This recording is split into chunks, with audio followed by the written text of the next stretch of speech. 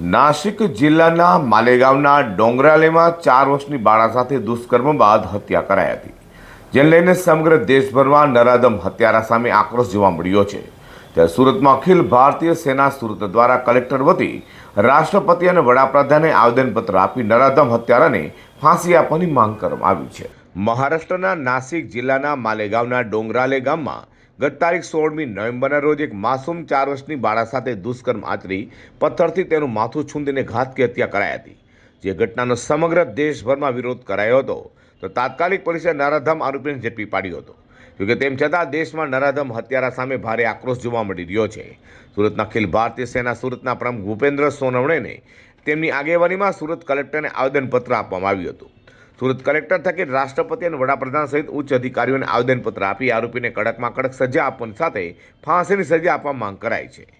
જે હાલમાં જે મહારાષ્ટ્રના માલેગાંવ તાલુકાના ડોંગરાળે ગામમાં જે 4 વર્ષની માસૂમ દીકરી જોડે જે ઘટના ઘટી છે, જે એમનો રેપ કરીને એમને પથ્થર મારીને એમનું મૃત્યુ કરવામાં આવ્યું છે, તે ખરેખર સભ્ય સમાજ માટે ખૂબ જ ગંભીર ઘટના છે। તે આવી ઘટના બીજી વખત ના થાય તે માટે અમે માનનીય શ્રી કલેક્ટર સુરત જિલ્લા કલેક્ટર શ્રી અને મહામહિમ રાષ્ટ્રપતિ શ્રી, આપણા પ્રધાનમંત્રી શ્રી અને કેન્દ્રીય ગૃહમંત્રી શ્રી તથા મહારાષ્ટ્ર શાસનને અને અન્ય ઉચ્ચ અધિકારીઓને પ્રાર્થના પત્ર સોંપવા માટે આવી રહ્યા છે। અને અમારી માંગ છે કે આવા જે આરોપી છે એમના ઉપર તત્કાલ કાર્યવાહી કરવામાં આવે, તત્કાલ ફાંસી આપવામાં આવે, બીજી વાર આવી કોઈ ઘટના ન બને તે માટે સરકારશ્રીએ નવા કાયદાઓ ઘડવામાં આવે અને ફક્ત ને ફક્ત આ બેટી પઢાઓ અને બેટી બચાવવાના નારા કાગળ પર સીમિત ન રાખવામાં આવે।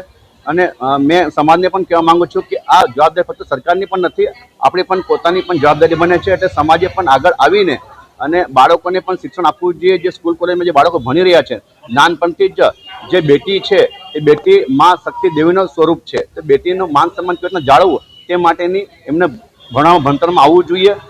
હું અમે એક જ અનુવાદ લઈને આવ્યા છે કે જે મહારાષ્ટ્રમાં જે માલેગાંવ શહેર છે એમાંથી જો ડોંગરાળે ગાંવ છે એમાં પેલી નાનલી છોકરીનો જો બલાત્કાર થયો છે, તો આ છોકરીનો ન્યાય મળવો જોઈએ। અમે અમારે બી ઇન્સાફ જોઈએ। પ્રધાનમંત્રી શ્રી કહે છે કે ભાઈ બેટી બચાવો બેટી પઢાઓ, પણ અમારા દેશમાં તો બેટીને જ એવું કરે છે, તો અમને ન્યાય જોઈએ છે, બીજું કંઈ જોતો નથી। જે આરોપી પકડાયો છે એને અમારે ફાંસી જોવાની છે, બસ એટલું છે। એની ફાંસી હોય તો અમારે હવાલે કરી આપો, તો અમે જનતા અમારા હિસાબથી એને ન્યાય અપાઈ દઉં। માસૂમ બાળા પર બળાત્કાર ગુજર્યા બાદ તેની કરેલી નિર્મમ હત્યાએ મહારાષ્ટ્ર જ નહીં પરંતુ સમગ્ર દેશભરને હચમચાવી નાખ્યું છે।